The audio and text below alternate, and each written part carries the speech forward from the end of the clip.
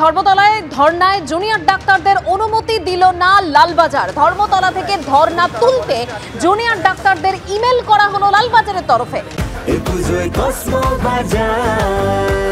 Happy ফ্যামিলির happy smile.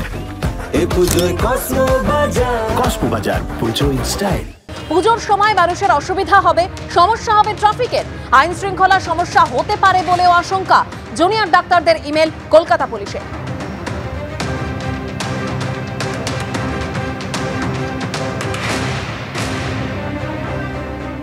Joint CP থেকে একটা মেল এসেছে। মেলটা পুজো সংক্রান্ত মেল। আমি সিপিকে অনুরোধ করব দয়া করে এগুলোতে না দেখে উনি আমাদের দাবিগুলোর দিকে নজর দিন। দাবিগুলো যদি উনি পূরণ করে দেন, আমরা সঙ্গে সঙ্গে অবস্থান মঞ্চ আমরা অবস্থান মঞ্চ, হাঙ্গার স্ট্রাইক, যা আমাদের কর্মসূচি আমরা সেইভাবে তুলে নেব, কোনো অসুবিধা হবে না। আপনারা ওদিকে নজর দিন এবং রাজ্যে যে ধর্ষণগুলো হচ্ছে, খুনগুলো হচ্ছে, ওদিকে তাকান।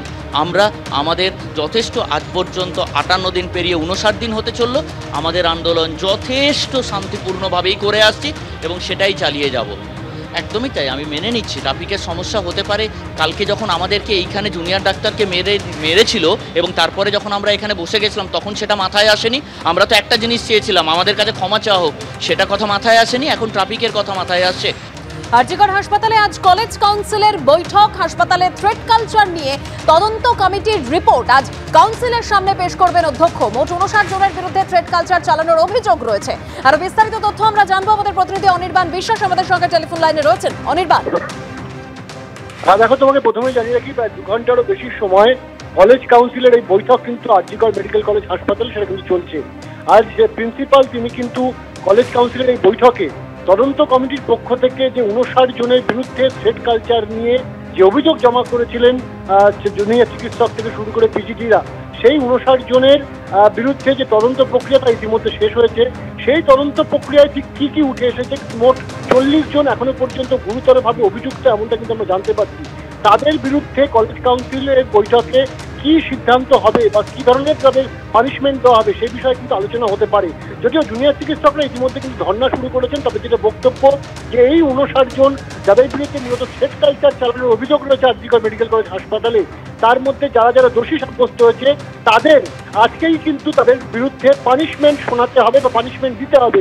কারণ তারা যেটা বলছেন যে এদের কিন্তু কোনোভাবেই আরজিকর মেডিকেল কলেজ হাসপাতালে ঢুকে তারা কোনোভাবে কিন্তু এই যে থ্রেট কালচার সেটা থেকে মুক্ত হতে পারবেন না।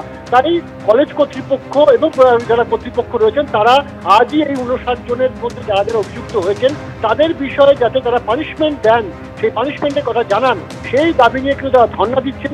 যতক্ষণ পর্যন্ত না কলেজ কর্তৃপক্ষ আজকে কাউন্সিল মিটিংয়ে তারা এই পানিশমেন্টের কথা জানাবেন, ততক্ষণ পর্যন্ত তারা কিন্তু তাদের ধর্ণা কর্মসূচি চালিয়ে যাবেন এই কাউন্সিল যে মিটিং চলছে যেখানে তার ঠিক বাইরে। নমস্কার, ধন্যবাদ অনির্বাণ।